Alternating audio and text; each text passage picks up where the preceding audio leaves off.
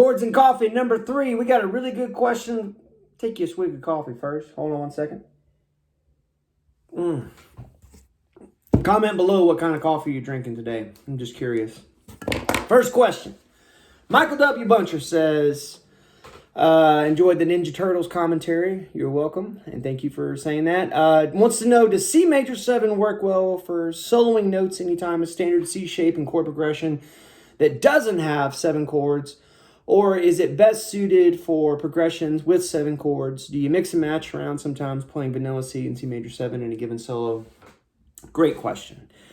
Sure do, absolutely. What's great about that is a lot of times it's an easy way for you as a guitar player from the standpoint of arrangement to add some notes that maybe are not provided in the chords that are presented to you. What I mean is, a lot of times, like, how many times have you played something like this?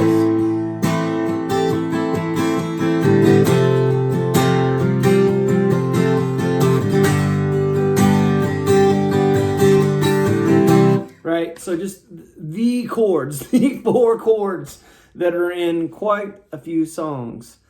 There was actually a funny thing going around on the internet a while back, Axis of Awesome, I think it was, and they do like, I don't know, like 50 songs or something that have like some combination of 1, 6, 4, 5 or 5, 4, different iterations of that. And so you play those chords quite often, and when you do, sometimes, especially if you're playing in a big band, another guitar player, maybe a couple keyboards, you got to have something to do to, you want to get out of the habit of just everyone sustaining these chord changes, because it just sounds like a wall of sound, right? Little forward momentum could be applied.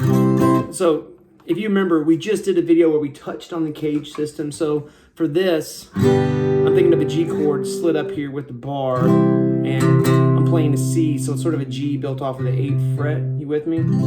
And so to speak to Michael's point, when I see that C, and let's just say it's C, A minor, F, G is the chord progression. When I see that and I'm listening to what's going on around me, if the drums and the bass are the only ones providing a sense of forward momentum or forward propulsion, meaning they're protecting the groove and everyone else is just kind of sustaining chords, that's okay for a little bit, maybe verse 1 and the pre-chorus and the first chorus, but on verse 2, I might want to. Now for this example, I'm going to try to play the bass note, but in real life, I would probably just be going electric with some delay and some verb, a good dose of palm muting from this hand to kind of make it as rhythmic as I possibly can. And it might all sound like this when you put it all together.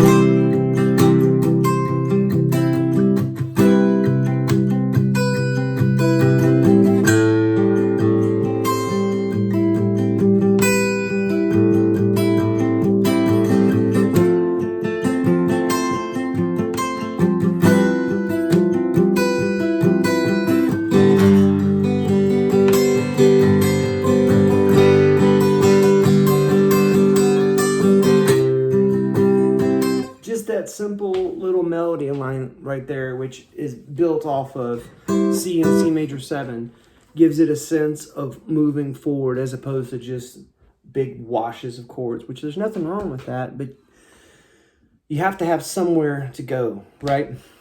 And so that actually, Michael, thank you for that question. That actually leads to another idea I wanted to give you, is that this chord, when I hit the A in the bass, became A minor 9. So A minor 9, or maybe another way to think about it is that this little shape right here, not only does it yield a minor 9 if I'm playing the 6th of the key of C in the bass, but also it yields a major 7, right? But also, when I got to that F, right? This, ooh, that's spicy now. That sound right there, that Lydian sound where you're playing the B over the F, right? So you ever look at the modes thing and go, what is this algebra? What is this mathematical doom equation that makes me feel inferior on my instrument? Well, all the modes are is a way to think about certain sounds, or in other words, what the major scale over that particular chord, what that yields, right? F is the fourth of C. C, D, E, F. Didn't sing it in key, but there it is. Anyway, and if I play a C major scale over an F chord, right? Descending.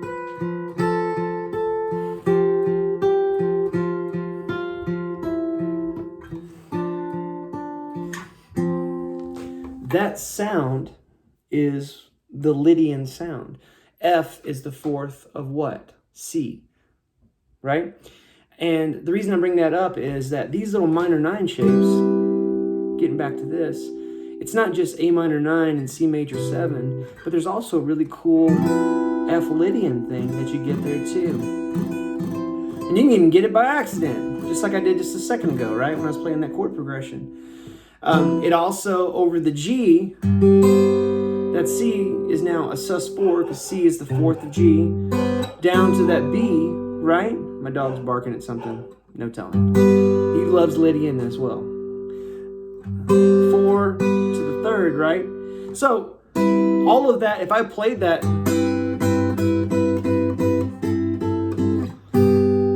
there's a lot more return on investment than just knowing this minor 9 chord, right? To C major 7 chord. But you got to know a few different minor 9 chords to get anything out of it. So here we go. That's what we're going to do right now.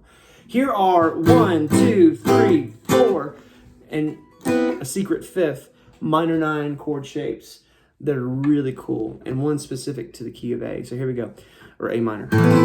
This first one, this is the Hobbit minor 9. Frodo of the 9 fingers.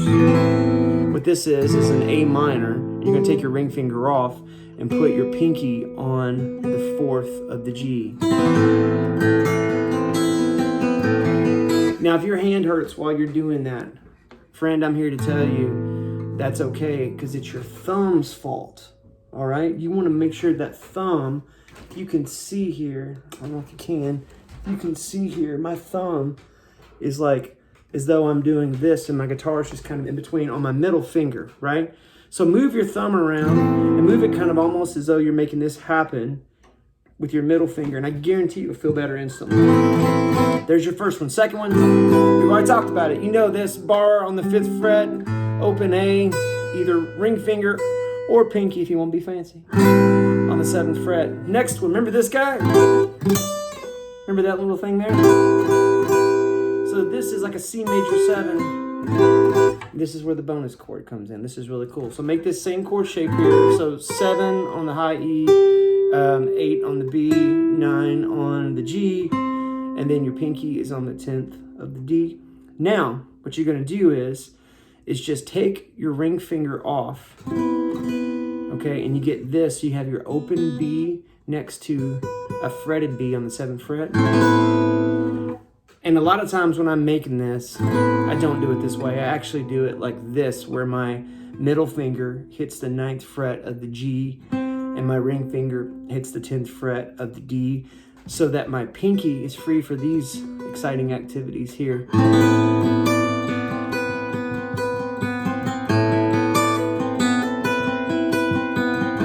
And that was just hammering on the 10th fret of the E and the B string. Isn't that a cool minor 9 shape? I love that one. And then this one up here, this is the neo soul kind of, almost sounds like a Fender Rhodes kind of cluster here, where you've got 12 frets, middle finger on the A string, 10th fret, index finger on the D, and then ring finger on the 12th fret of the G, pinky, 12th fret of the B. You can go ahead and hit that open B if you want to, or if you want to be fun. Hit the harmonic there on that high E. Fancy, right? I'm showing you that.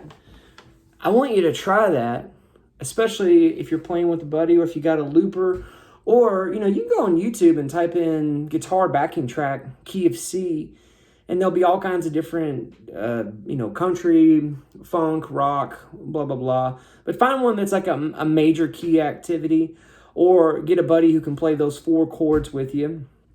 And experiment with playing a chord like this. Did you hear just then?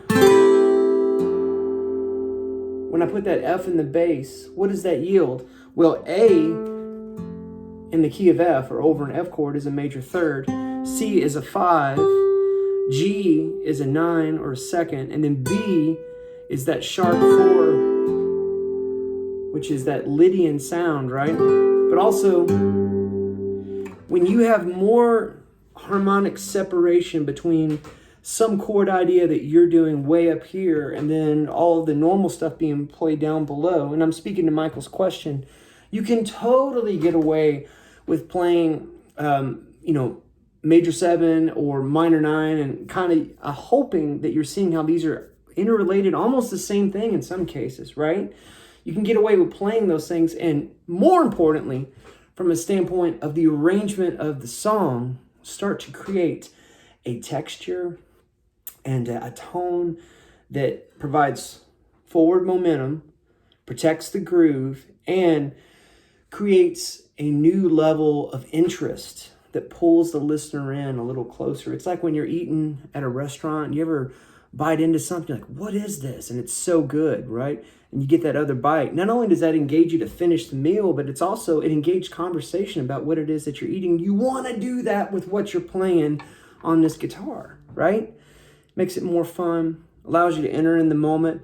This whole thing we're doing here is about making good music, and music brings us together. I hope you like this. I hope you're having fun watching these.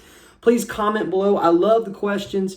It's my aim to answer every single question and address it, so just keep them coming. Let me know what kind of coffee you're drinking. Hit that subscribe button, and we'll see you next week.